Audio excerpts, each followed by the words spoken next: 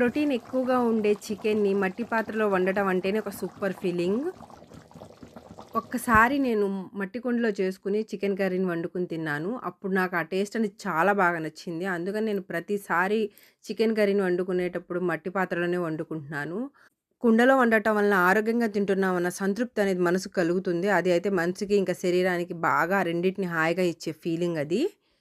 మట్టి కుండలో వండటం వలన ఆరోగ్యానికి ఎంతో మంచిది. ఇంకా చికెన్ అనేది పూర్తిగా ఉడికి లోపల వరకు మసాలా బాగా చేరుతుంది. సో, దానివల్ల చికెన్ అనేది బాగా మృదువుగా, జ్యూసీగా ఉంటుంది. చికెన్ తక్కువగా తినేవాళ్ళు ఇలా వండుకొని తింటే వాళ్ళు ఆ టేస్ట్ అనేది బాగా ఆస్వాదించగలరు. చాలా అంటే చాలా రుచిగా ఉంటుంది. తప్పకుండా ఇలా ట్రై చేసి తినండి. ఎంతమంది మీకు కుండలో వండుకొని తినడం ఇష్టమో నాకు కామెంట్ చేయండి. చికెన్ ఎక్కువగా తింటే వేడి చేస్తుంది. ఇంకా యాసిడిటీ, గ్యాస్ లాంటి ప్రాబ్లమ్స్ ఉంటాయంటారు. అలాంటివేమీ ఉండవసల. తింటున్న కొద్దీ ఇంకా ఎక్కువ కూరేసుకొని తినాలనిపిస్తుంది. అంత టేస్టీ అయితే ఉంటుంది. తప్పకుండా ట్రై చేయండి. Thanks for watching.